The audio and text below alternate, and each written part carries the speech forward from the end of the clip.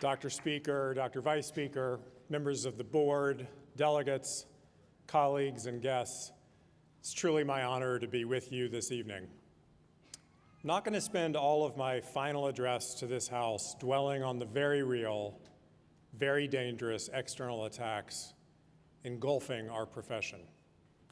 You got to hear from Angry Jack back in November when I channeled my deep frustration with anti-science aggression, disinformation, payment cuts, and the many practice burdens driving burnout, not to mention the growing number of states and courts forcing themselves into the most intimate and difficult conversations patients and physicians share. All of us here today are leaders in medicine, representing physicians back home. And so we carry the burden of these hardships for them, which makes us all acutely aware of how daunting these challenges feel to our colleagues on the front lines. I'm sure some of the headlines about burnout stop you in your tracks. They certainly keep me up at night. 1 in 5 physicians plans to leave their practice within 2 years, with 1 in 3 reducing their hours. Only 57% of doctors today would choose medicine again if they were just starting their careers. Consider that for a moment. This means that about 2 in 5 physicians go beyond mere daydreams of another career to wishing they had never chosen this path in the first place. It's a stunning indictment of the dysfunctional healthcare environment that is pushing record numbers of physicians to the brink. In my inaugural address last year, and again at the interim meeting, I told the story of a Cleveland woman and casual runner who mistakenly ran the Cleveland Marathon instead of the 10K she had signed up for. You may remember. Georgene Johnson's determination to finish the race despite her lack of preparation makes it an endearing story and a perfect metaphor for all of us who pursued this profession to heal others, only to find ourselves confronting a reality that is unlike anything we imagined. And while Georgene's story never failed to get a laugh, I've thought a lot about where the metaphor may have missed the mark by a little bit. Lucky for Georgene, marathons have a defined end. You break the tape at the finish line and you're done. There is no more running to do. But in these difficult times for medicine in America, our work in organized medicine has no finish line. New challenges keep appearing, many existing ones just seem to endure. We're knocked down. We just dust ourselves off and get back up. We accumulate victories, some small, some large, but we keep running. And don't bother looking for the rest areas between our races. I can assure you, you won't find them. But as physicians and healers, we are already really accustomed to persevering. We're darn good at it. We stick with patients suffering from chronic illnesses like diabetes or depression through setbacks and through successes. We keep trying to convince that longtime smoker to quit. We schedule yet another appointment to talk with a hesitant family about vaccinating their child. We show up for yet another trauma shift to face an endless stream of gun violence victims. We never turn our backs on our patients because that's not who we are. And we carry that same stubborn resolve and tenacity right into our advocacy work. And that means fighting for the long overdue fixes to a broken Medicare payment system and obnoxious prior auth abuses, even when policymakers have neglected those problems for decades. It means defending against broad scope expansions that put patients at risk, even when it requires gearing up again and again in state after state. It means confronting medical disinformation in the news and on social media, even when its growth feels overwhelming. And yes, it means battling in state legislatures and courthouses for the very soul of our nation and of our profession, to protect patients from those outside influences wanting to dictate the terms of their care, telling them what medical treatments their physicians can provide, what FDA-approved medicines we can prescribe, even what words we can use. This is what happens when politicians force their way into our exam rooms. It's not about science. Interfering with the sacred patient-doctor relationship is about control. And I know it can feel like victory is out of reach. that we're running out of breath and running out of time, but all of us, we share a commitment to stay in this race. We play the long game, and we're in it to win.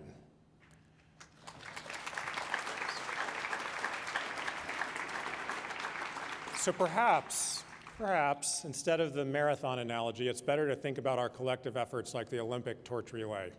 Don't worry, I am not heading for the obvious metaphor of a relay race with one leader handing over the torch to the next.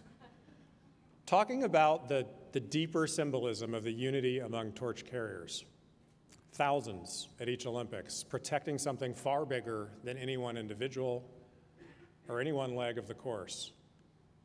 In our own professional tradition, the work to preserve our core values and the health of our patients, that work is itself the enduring common cause that binds us. The torch relay and the lighting of the Olympic flame are indelible parts of the Games.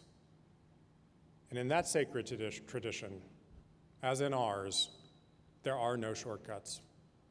No substitutes for the actual flame, which is carried forward to the Games by any means necessary, by running, jogging, swimming, by horse, by boat, train, or plane, once underwater past the Great Barrier Reef. Torch has even gone to space. The passing of that torch and the tradition it embodies have survived every conceivable challenge. It's been rerouted by wars. Its symbolism has been co-opted for propaganda. It's been briefly extinguished by wind, by rain, and even by protesters. But one way or another, that tradition lives on. And I like this metaphor for our work together in organized medicine because it's not solely about passing a baton. It's about giving of yourself to a larger mission. It's about persevering with unyielding resolve. The challenges that threaten the torch, they may change, but the larger mission, it does not. No, the AMA doesn't win every battle, but we are more resolute in our work because of the threats to our profession and to our patients. Even when there are temporary setbacks, our common cause is to speak out for and to advance our flame, our ethical values, and our common purpose. That is what keeps us going. So all of us here tonight, we recognize the extraordinary privilege to be part of something worth preserving, something worth renewing for the next generation. It's the power in what we do. So I want to share a few thoughts about where we are on this leg of the race and some positive signs of hope. No, I can't sugarcoat the very real threats. I'm still appalled by the Medicare cuts. What on earth was Congress thinking? Practices are on the brink. Our workforce is at risk. Access to care stands in the balance. We absolutely must tie future Medicare payments to inflation, and we're readying a major national campaign to finally achieve congressional action.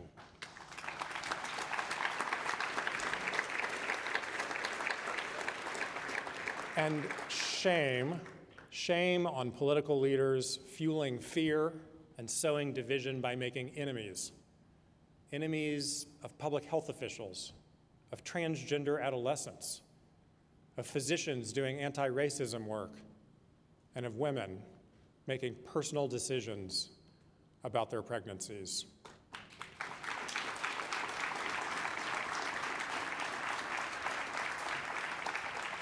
I'm also deeply disappointed by our nation's lack of progress to address the public health crisis of gun violence. Preventable and needless homicides and suicides continue, and the political inaction is atrocious. But over the last year, I've had the privilege of appearing in public on your behalf more times than I can count, and it's afforded me many opportunities to absorb just where our profession and the public stands in this divisive time. And I want to tell you something I've learned. There are more people who agree with us than those who do not. Are there different ideologies around solving the challenges we face? Yes. Are there different strategies for achieving our goals? Of course. Do people get their news from entirely different channels with very little overlap? Sadly, yes.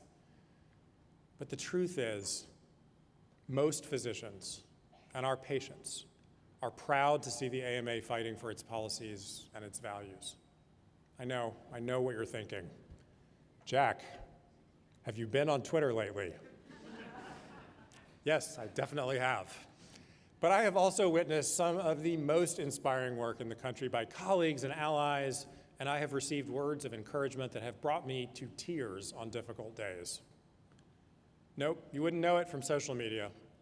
But after some unfortunate detours, most patients are turning back to their trusted physicians for our insights and our expertise about science and medicine.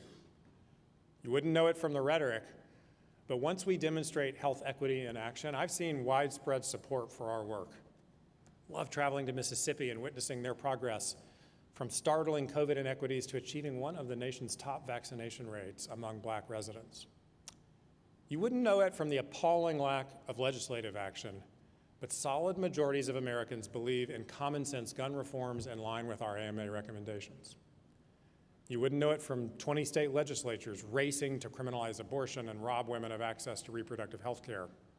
But most people in this country support our policies and the fundamental rights of patients to make their own decisions about their health.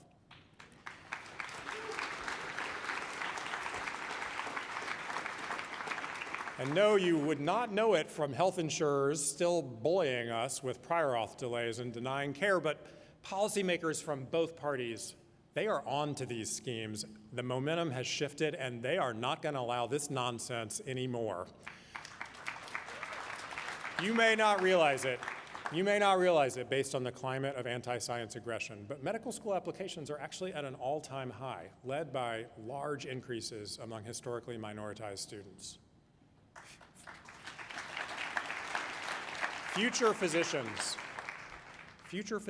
they are not dissuaded by these challenges. They're eager to join our fight. In our country and in our profession, no, we don't agree on everything, but we agree on enough things to pursue the shared things that we care about together. And let us not forget that those pursuits have generated some big wins and small wins tied to the AMA Recovery Plan for America's physicians. I know what you're thinking again. Recovery Plan, what's that? I've never heard of it before. I know your 100th exposure to the video on loops on the buses at Interim in Hawaii, that was a bit of overkill. But for the public and for physicians back home, they need to know about our relentless work fighting to restore the sustainability of our profession. In that race, the Recovery Plan, it's our roadmap, it's our message. And as I said in November, we need to fix what's broken in healthcare, and it is not the doctor. Duct taping the widening cracks of a dilapidated Medicare payment system is not sustainable. The patches are not holding. Linking physician payment to inflation is an absolute top priority. It's an existential must to keep practices afloat, and it's pillar number one of the plan.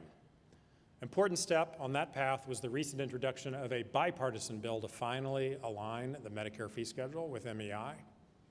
On other pillars, our congressional advocacy played a key role in legislation to extend Medicare telehealth coverage. In partnership with states and specialties, our advocacy has helped protect patients from outrageous and broad scope expansions, more than 50 times already this year. State after state is making progress to constrain prior auth, and CMS issued rules to do the same in Medicare Advantage plans. And we have been instrumental in helping create confidential wellness programs for physicians and removing outdated questions about past impairment from licensing and credentialing forms. And the AMA is achieving success on the breadth of policies from this House, well beyond the Recovery Plan. Let me run through a few. The FDA, it's making naloxone available over the counter, and it may be on the verge of doing the same for an over-the-counter oral contraceptive. The FDA has also finally removed many outdated restrictions on blood donations from men who have sex with men. Medicaid work requirements that conflict with AMA policy were kept out of the debt ceiling bill. We've helped shift the national conversation about protecting patient data and making sure digital health and AI tools are proven before being deployed. We've broadened and intensified our work to embed equity and racial justice and to push upstream to affect structural and social drivers of health inequities. And our litigation center, well, they've been very, very busy. We've joined others in suing Cigna for shortchanging doctors and patients. We've forced the federal government to take steps towards banning menthol cigarettes. The Wisconsin Supreme Court agreed with us that patients and judges can't force physicians to administer substandard care. Courts have invalidated parts of the No Surprises Act rule that plainly ignored congressional intent and put a thumb on the scale to favor insurance companies. Thank you, Texas Medical Association and AMA. The Fifth Circuit is staying for now an egregious ruling that would have stripped patients of the right to access preventive care services with no out-of-pocket costs, a key piece of the Affordable Care Act. And the U.S. Supreme Court is delaying attempts by a single district judge with no scientific or medical training to take mifepristone off the market nationally and upend our entire FDA drug regulatory process. We at AMA are briefing in more courts than I can count to turn back criminalization of medical care, and we are not done yet, not even close. In my inaugural address, I admitted to being a pragmatic optimist, an optimist who believes in relentlessly showing up and using levers of power to help create a more just, a more equitable healthcare system. And I remain undeterred, even though the challenges we face today are pretty daunting. The burnout, the moral injury, they're real. I felt them myself. I hear the concern in the voices of medical students, residents, and even young physicians when they ask me, am I going to be okay? Have I made the right career choice? First message I share, yes, I'm confident you have made the right career choice. You're joining an extraordinary profession, and we are very lucky to have you. Please do not ever lose your passion for humanity and healing. And the second message I give them, there is no time to waste. So let's get to work. You want a more equitable future for patients? Demand it. You want a future where our healthcare system and new technologies support physicians rather than burdening us? Create it. You want patients making their own decisions about their health? Fight for it. You are entering the profession for all the right reasons and to fix all the right problems, and there will be more. We have enormous privilege to do this work. We share a love for what we do, to help, to cure, to listen, to solve, to heal, to lead. And we have a responsibility to our patients and to the health of this nation.